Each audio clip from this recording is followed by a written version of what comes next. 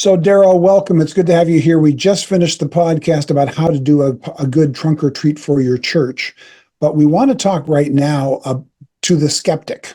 So, you're a pastor. I spent 40 years as a pastor. We know that there is a large segment of Christians out there who believe that Halloween has demonic influence and comes from pagan roots. I understand their hesitancy. I honor their desire to be holy and pure before the Lord and to not touch something as a church, especially that is wrong.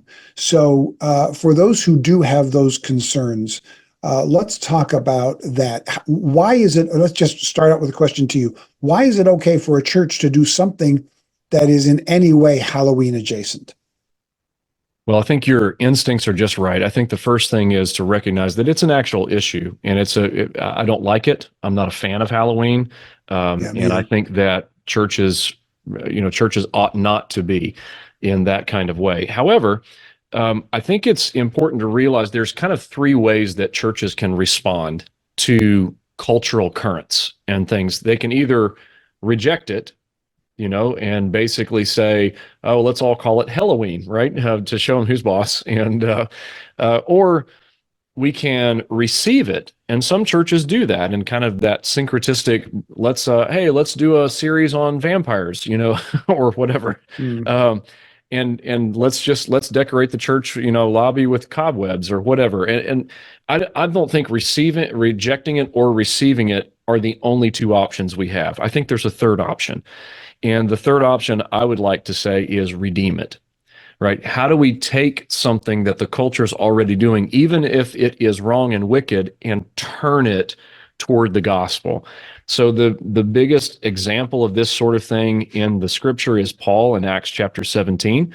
And he's walking through the city of Athens, and his heart is deeply grieved, as it ought to be, by the idolatry and the wickedness.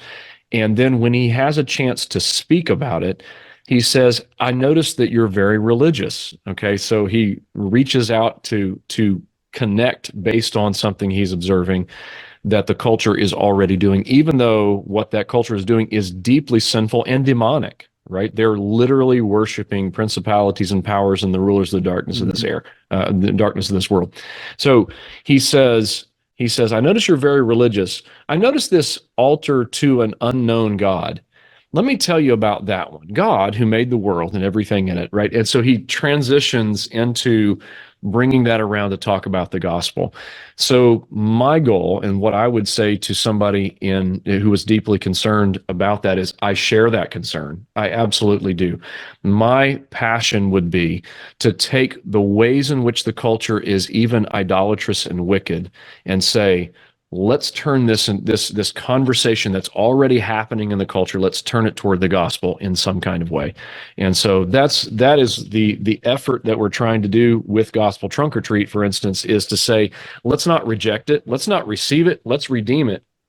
And so we use the word trunk or treat or whatever, just like, any business who was doing a trunk or treat would use that word. We use that because it's recognized by the culture, and 1.2 million people search for the words trunk or treat near me in October.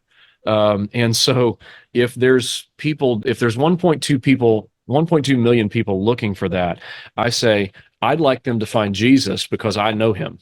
And so that's to me is my opportunity to step into that moment.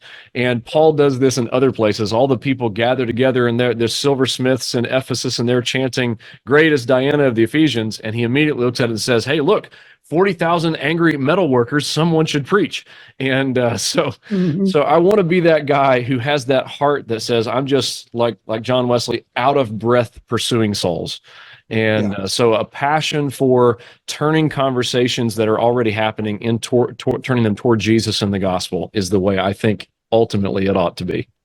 Yeah, no, I agree. And let me throw this out too, for those who are thinking, okay, but you can't redeem something, you should just reject it, because if it starts with pagan roots, it should never be adopted at all. If we do that, that's syncretism. So for those who have that argument, and I understand it, as I know you do as well, sure, let me propose this alternative way to look at it.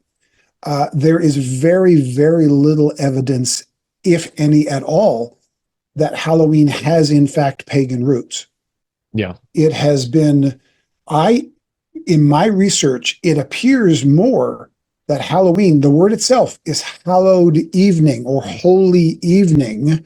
It actually comes out of the Middle Ages in the church world. Mm-hmm. Now, there's a lot of arguments to be made that the church was corrupt at that time and that there were issues, and I'm not arguing against any of that, but it appears that that was where it was from. For anybody who's Lutheran, it's Reformation Day. So our Lutheran friends have it much easier than the rest of us, because they just all dress up like Martin Luther. And All Hallows Eve, All Saints Day is the next day. And so it really was about, there are multiple ways. It's obscure. It's kind of like why December 25th for Christmas. Some people are convinced that it was just a pagan holiday that we dropped Christian stuff on. And there's real evidence that that isn't what it is. Where it actually came from is actually quite mysterious historically. Some people are sure they know. I don't think anybody knows for absolute certain. But I think the strongest argument to be made is that it was an All Hallows evening, that it was a Christian celebration honoring the saints who had passed, which is why November 1st was called All Saints Day.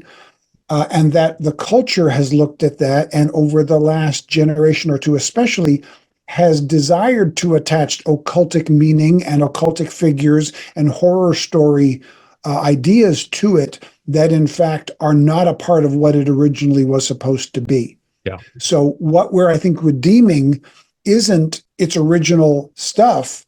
I think what we're redeeming is the things that the culture wants to attach to something that most likely was Christian to begin with and not pagan to begin with. Yeah. So if that helps anybody watching this, take a look at it, find some reliable websites for it. And I'm going to put a link to a couple reliable places in there that give you this alternative story as another way of looking at it. Yeah, that's, I think, super, super valuable. My final comment would be, I don't think there's any of the 365.25 days of the year that Jesus Christ does not stand over and say, this one is mine.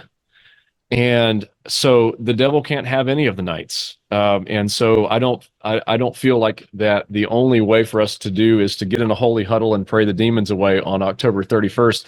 The power that we have to break the chains of darkness and shatter the power of the enemy, that power is the gospel. So let's go out and let's preach it in a creative way, in a fun way, and share the stories of how the good news, how God brought into the world a hero that fixed everything sin broke. And so that's what I would say. Make it God's night by proclaiming his good news on it. Beautiful. I couldn't have said it better myself, and I don't know a better way to conclude this together. So, Darrell, thank you so much. We will put links in the show notes of this to all of his material about how to do a trunk or treat well, including the 23-page guide, the free guide to his system that you can buy for your church to be able to not make some of the mistakes that he made early on.